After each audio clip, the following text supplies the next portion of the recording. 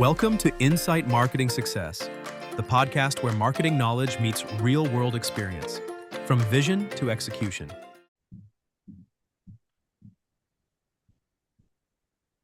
Hi, Nick. Welcome to IMS, Insight Marketing Success. Today we have you, Nicholas DAmbrosio, PhD. I had the opportunity to chat with you in the past, but tell us who you are. Good morning, Ricardo. Good to be here. Thank you for having me. I'm Nick DAmbrosio. So I'm the owner and founder and CEO of Nomadics LLC, based here in Morristown, New Jersey. Morristown, New Jersey. Company's 20 years old. We're in 5 states, staff of 25 plus. We were actually founded as environmental and construction 20 years ago when I started the firm. And somehow, very slowly over time, we got pulled further and further into defense and engineering and geospatial intelligence. And it's a vast departure from what we were founded on, but it's very interesting. We're very lucky to be in the space that we're in. I've got 4 advanced degrees, a BA in philosophy, my first master's in environmental policy, my second in sustainability science, and a doctorate in environmental science and management. And you would ask, okay, well, what does any of that have to do with defense engineering and weapons prototyping? And the answer is nothing, nothing at all. And yet somehow we're here, and the U.S. Navy thinks we're smart and gives us money to prototype weapon systems for them in unmanned combat. And so we do. And I'm not going to dissuade them whatsoever from continuing to do so.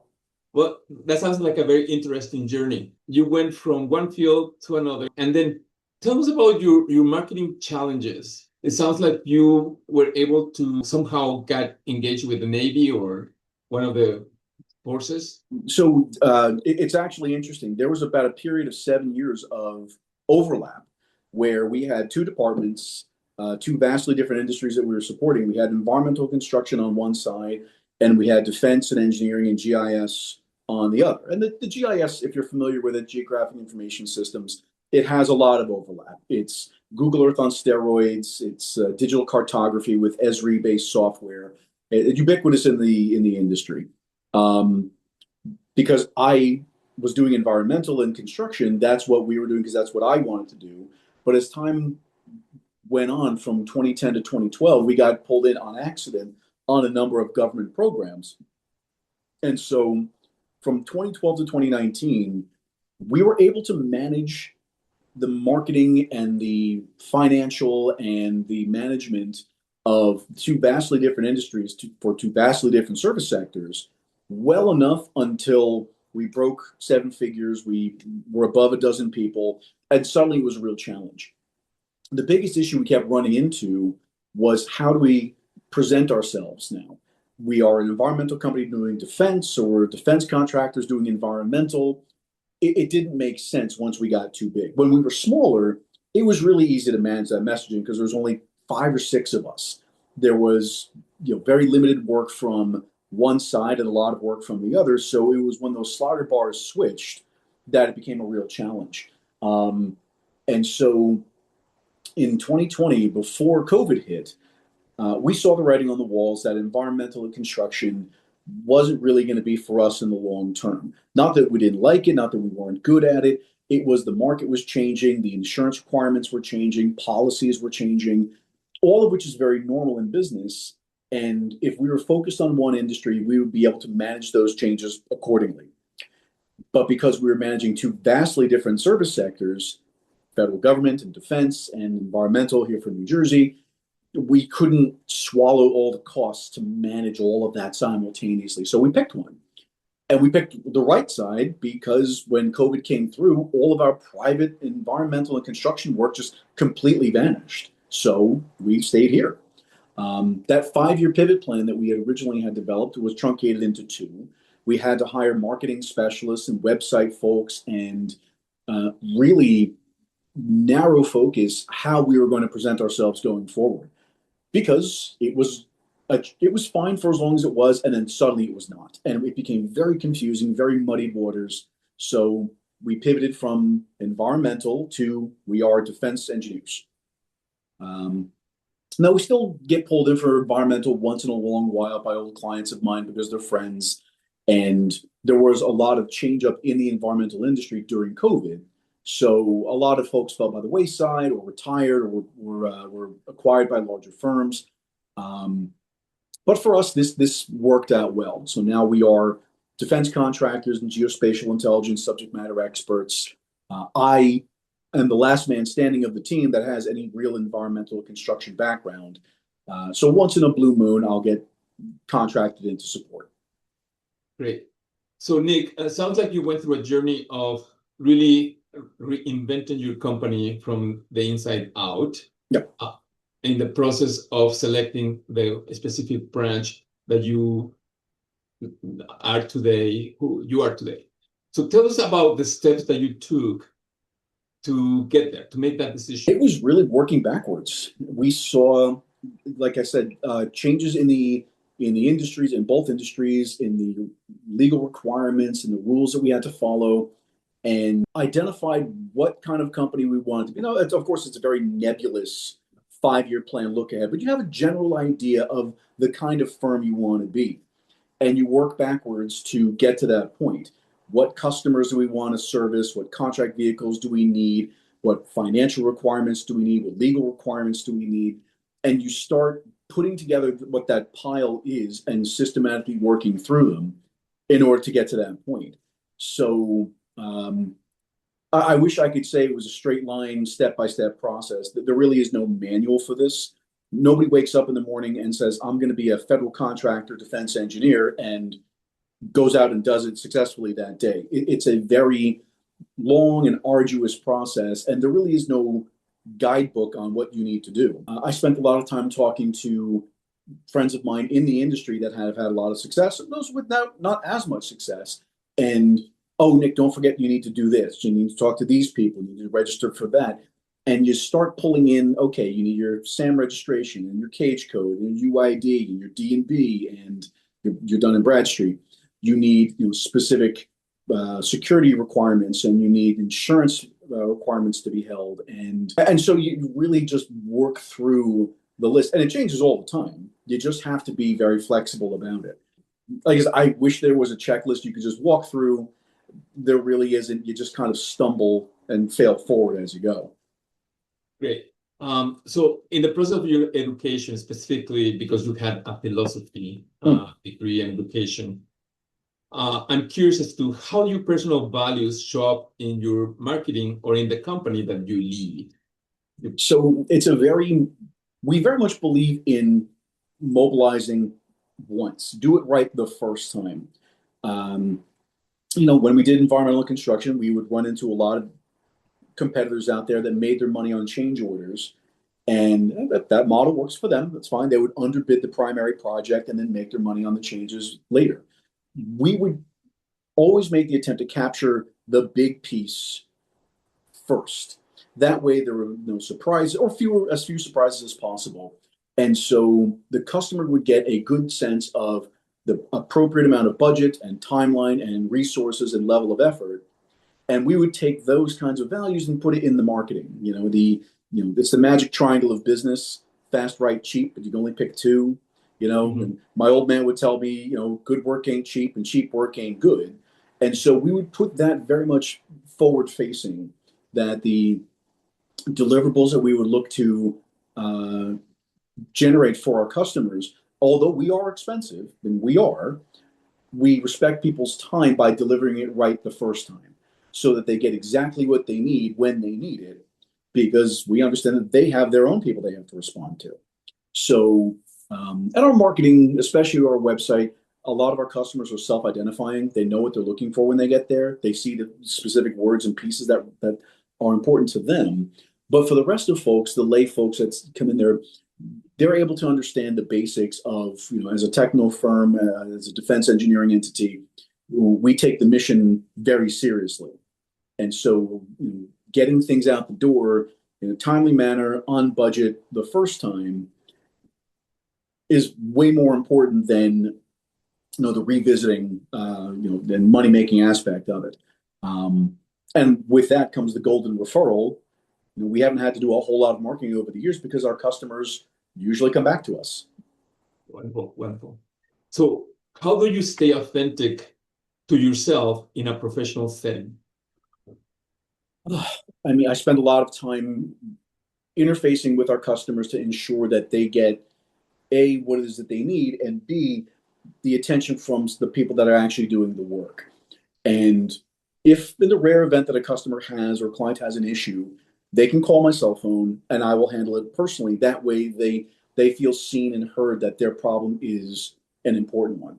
Or even if it's an issue that we're called in to correct because of someone else's mistakes, I can be involved as the founder and the CEO, but also as one of the subject matter experts that my personal involvement sometimes means a lot to some of these folks. So it's important at times that I get involved to ensure that people get what they need. It's coming right from the horse's mouth, I suppose. Yeah, wonderful. Okay. How do you stay grounded when the situation is overwhelming, whether it's business or in your personal life? I talk to my wife. She gets you grounded? Oh, yeah. Yes, very much so. Very good. My wife is the an Irish Catholic, born with original sin. My wife is the iron fist of doom. Very. I have very lofty ideas, and my wife goes, "Honey, do we have a plan for this? No. Why don't we sit down and make So so it helps to have that very grounding voice of reason and reality. Wonderful. I think your wife and my wife went to the same school. That's my I wife. think I think they all do. Yeah. Is my wife is Irish German, and yeah, she's keeps me grounded all the time. Mm-hmm. All right, let's assume when you graduated and you have a lot of schooling, you could go to yourself and whisper in your ear. What advice will you give yourself? Oh God. There is no right way to do this. Persistence, I think, is the most important aspect of all of this. And so I could give my younger self advice, go back and buy Apple stock in 1989, like I could do all that. But if I could talk to my younger self at any interval, I would tell them just keep doing what you're doing. It does get better. Certainly a few decisions I would have made differently. I would have not gone in one direction for a particular marketing move in 2012. I would have chosen a different operations lead in 2020 or 22, or I would have handled a particular contract differently. But for the most part, and I'm not going to say I did everything right, I didn't, but the things that I screwed up, and you do, it's inevitable. Yes. I learned a lot from. And the lessons that I got out of those mess ups were invaluable to put me where I am now. And so, being in business for 20 years, I've learned it is always 2 steps forward and a step back. And you have to just get accustomed to that. You're going to leapfrog through time. And as long as you are persistent, as long as you are flexible in your thinking, and you get up and fight the dragon every day, then you will be okay. If I went back in time and warned my younger self about a problem that was happening just beneath the surface that I wasn't aware of, although we might be in a better situation than we are today, the position that we are in is more advantageous than, because we have more options because of what I learned and what I had to go through to get to this point, as arduous as that was. Yeah. So, I really think it has more to do with your mindset than removing obstacles, I suppose. Awesome. So that's great. And I have heard that from other founders: persistence and be true to yourself. And of course, learning from those mistakes that you make. So that's wonderful.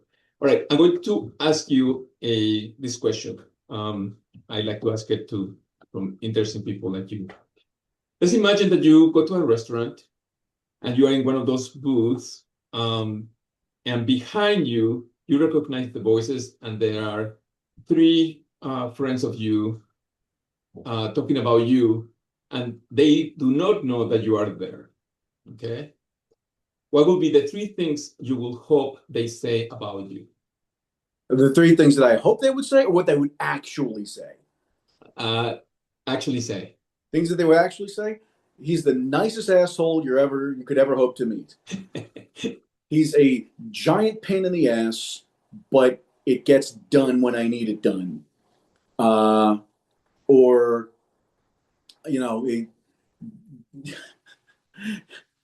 I pay him to be smart, not funny, like things along those lines. And some of the closest folks I work with, I have a lot of respect for. I get text messages in the middle of the night. Hey, fucker, I need you to do blank. Here's your budget. Here's your tasking. Get to work. You know?